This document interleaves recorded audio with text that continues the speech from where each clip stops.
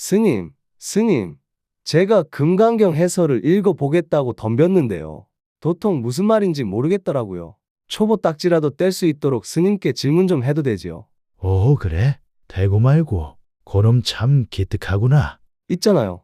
제 이분에서 수보리 존자께서 부처님께 두 가지를 여쭈었잖아요. 보리심을 낸 사람은 어떻게 머물러야 하며 어떻게 그 마음을 항복받아야 합니까? 그런데 마음을 항복받는다는 게 도대체 무슨 뜻인가요? 마음하고 싸워서 이기라는 뜻인가요? 요놈 봐라.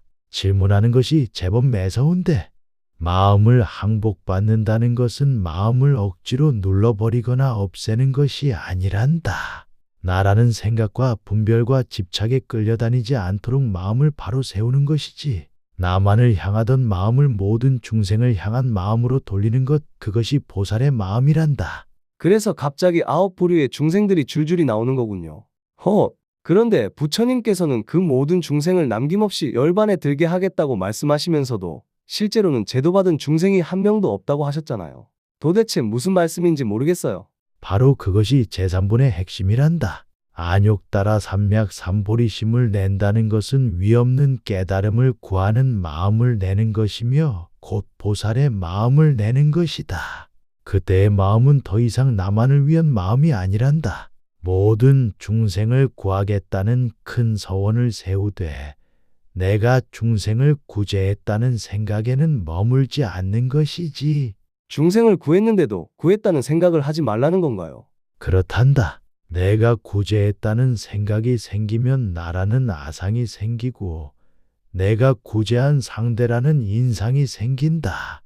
구제받아야 할 중생이라는 중생상도 생기고 오래도록 존재하는 생명이라는 수자상도 생기지. 아상, 인상, 중생상, 수자상, 이 네 가지 상에 머문다면 이미 참된 보살이라 할 수 없다는 것이란다. 그러면 이 네 가지 상은 없어야 한다는 말씀이네요. 그런데 참 이상합니다요. 9부류의 모든 중생을 구제하라고 하면서 구제한다는 생각은 하지 말라고 하시니 말이에요. 그러면 응여시주는 중생을 구제하라는 말씀인가요? 하지 말라는 말씀인가요? 바로 그 질문이 마음의 걸림이란다. 하라고 하면 한다는데 머물고 하지 말라고 하면 하지 않는다는데 머물게 되지. 중생을 구제하되 내가 중생을 구제한다는 생각이 없다면 그것은 한다는 상에도 머물지 않고 하지 않는다는 상에도 머물지 않는 것이란다. 그러니 하라와 하지 말라. 그 둘 어디에도 걸리지 말거라. 물이 흐르는데 흘러라, 흐르지 마라 하고 묻는 것과 같단다. 물은 다만 흐를 뿐이고 보살은 다만 중생을 향할 뿐이니라. 그리고 물은 흐른다는 생각 없이 흐르고 보살은 구제한다는 생각 없이 중생을 건지느니라. 그러나 내가 구제한다는 생각과 내가 공덕을 쌓았다는 생각에는 머물지 않는다. 허이구 참말로 마음을 세우기는 하되 그 마음에는 머물지 말라니요. 머무는 바 없이 머문다는 것은 모순 아닌가요? 머물 곳이 없는 것이 아니라 머무는 나가 없는 것이란다. 마음은 중생을 향해 세우되 내가 이런 마음을 냈다는 자리는 만들지 않는 것이지. 물을 보아라. 물은 낮은 곳을 향해 흐르지만 어느 곳도 내 자리라고 붙잡지 않는다. 그러므로 흐르면서도 머물지 않고 머물지 않으면서도 제 할 일을 다 하는 것이란다.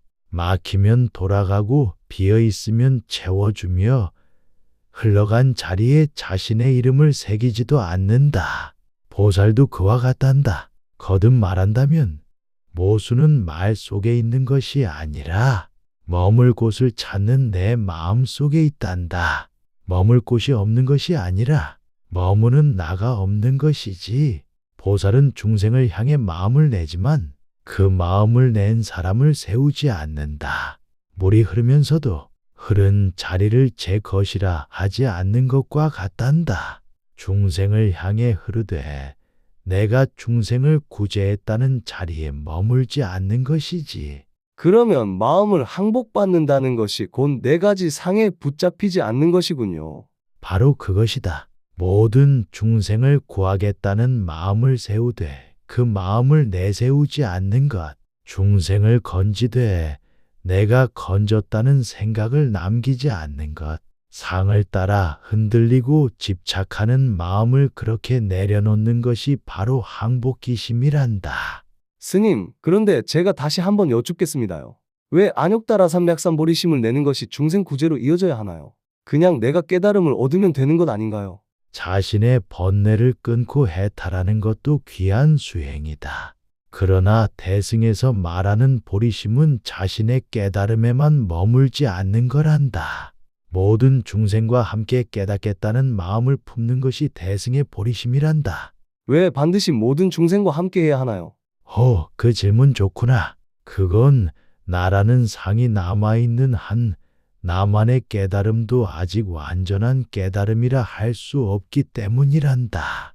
아상이 사라진다는 것은 나와 중생을 가르던 단단한 경계가 사라진다는 뜻이다.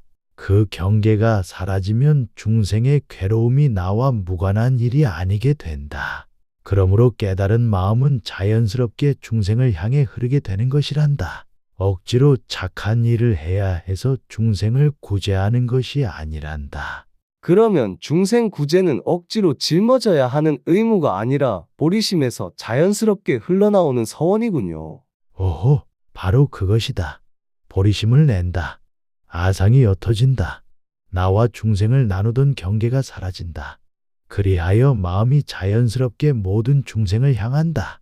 이것이 제3분에서 밝히는 대승의 근본 가르침이란다. 하이고 스님, 이제 조금 알겠습니다. 응하시죠. 이와 같이 보살의 마음을 세우고 여시항복기심, 그 마음을 세웠다는 생각에도 머물지 않는 것. 어떻게 머물 것인가와 어떻게 마음을 항복받을 것인가는 사실 두 가지가 아니었군요. 그렇다. 중생을 향해 마음을 내는 것이 머무는 법이며 그 마음에 집착하지 않는 것이 항복받는 법이다. 마음을 세우되 머물지 않고 중생을 건지되 건졌다는 자취를 남기지 않는 것. 그것이 무주이며 항복기심이니라. 아이고, 스님, 오늘 드디어 초보 딱지를 반쪽쯤 뗀 것 같습니다요. 감사합니다. 헤헷. 예끼 녀석, 반쪽을 뗐다는 생각에도 머물지 말거라.